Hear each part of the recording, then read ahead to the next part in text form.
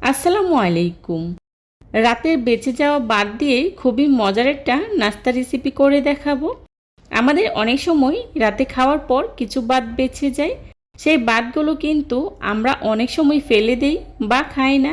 অনেক সময় ভাতের সাথে দিয়ে রান্না করি। আমি আজকে সেই বেঁচে যাওয়া বাদ দিয়েই মজাদার একটা নাস্তা রেসিপি তৈরি করে দেখাবো। আশা করছি আমার আজকের এই নাস্তা রেসিপিটি আপনাদের কাছে খুবই ভালো লাগবে। যদি ভালো লেগে থাকে তাহলে অবশ্যই একটি লাইক দিয়ে পুরো ভিডিও জুড়েই আমার পাশেই থাকবেন প্লিজ। আজকের এই মজাদার নাস্তাটা তৈরি করার জন্যে প্রথমে আমি এখানে নিয়েছি রাতের বেঁচে যাওয়া ভাত। আমি এখানে মেজারমেন্ট কাপের 1 কাপ ভাত নিয়েছি। আপনারা আপনাদের প্রয়োজন অনুযায়ী নিয়ে নেবেন। ভাতগুলোকে আমি একটি বড় মিক্সিং বোলে নিয়ে নিচ্ছি। তার সাথেই দিয়ে দিচ্ছি আটা 2 কাপ। আপনারা চাইলে এখানে ময়দাটাও ব্যবহার করতে পারবেন। দিয়ে দিচ্ছি পেঁয়াজ কুচি বড় সাইজের একটি, আর দিয়ে দিচ্ছি কাঁচামরিচ কুচি। কাঁচামরিচটা আপনারা আপনাদের পছন্দ অনুযায়ী কমিয়ে বাড়িয়ে ব্যবহার করবেন। আর দিয়ে দিচ্ছি ধনিয়া পাতা কুচি, লবণ দিয়ে দিচ্ছি 1/2 চা চামচ, দিয়ে দিচ্ছি হলুদের গুঁড়া 1/2 চা চামচ। হলুদের গুঁড়াটা আপনারা চাইলে স্কিপ করতে পারেন, তবে হলুদের গুঁড়াটা দিলে খুব সুন্দর একটা কালার আসে আর দেখতেও ভালো লাগে।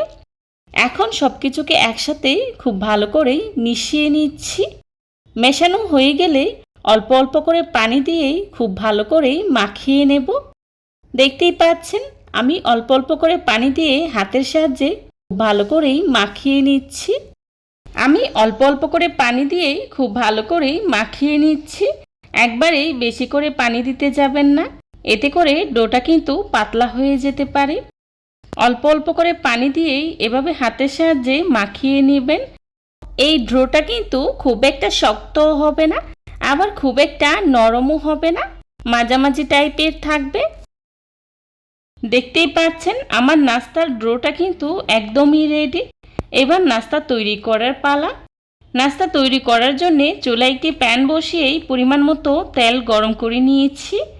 এবার এর মধ্যেই দিয়ে দিচ্ছি এক এক করেই নাস্তাগুলো। দেখতেই পাচ্ছেন আমি কিভাবে দিয়ে দিচ্ছি।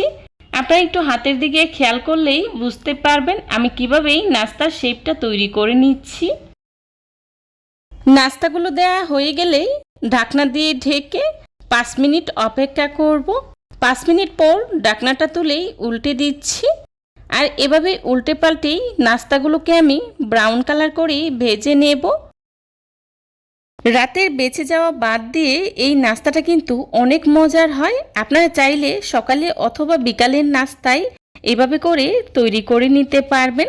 এতে করে আপনার বাদগুলো নষ্ট হবে না, আর মজার একটা নাস্তাও তৈরি করে নেওয়া যাবে। আমি কিন্তু আজকের এই নাস্তাটা তেল দিয়ে ভেজে নিচ্ছি, তবে আপনারা চাইলে কিন্তু তেল ছাড়াও বানাতে পারেন। তবে তেল দিয়ে এই নাস্তাটা ভেজে নিলে নাস্তাটা খুবই ক্রিস্পি হয় আর খেতেও অনেক বেশি ভালো লাগে। নাস্তাগুলোকে আমি ব্রাউন কালার করেই ভেজে নিয়েছি, দেখতেই পাচ্ছেন। এবার চুলা থেকে নামিয়ে নিচ্ছি।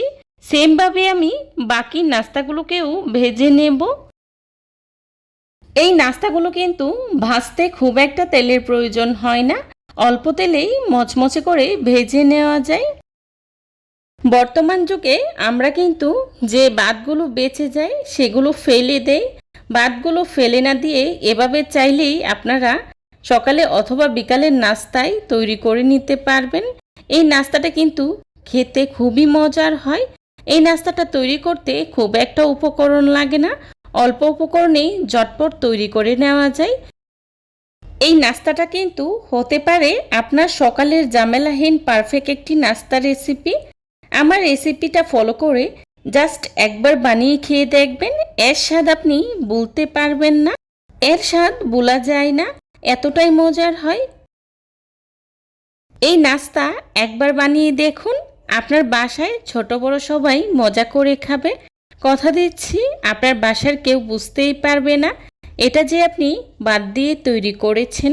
আশা করছি প্রিয়জনদের নিয়ে এই সাধারণ একটা রেসিপি যে কতটা মজার হতে পারে এর স্বাদ অনুভব করবেন। আমার সবগুলো নাস্তা ভেজে নেওয়া হয়ে গিয়েছে। এবার নাস্তাগুলোকে আমি একটি সার্ভিং ডিশে সার্ভ করে নিয়েছি।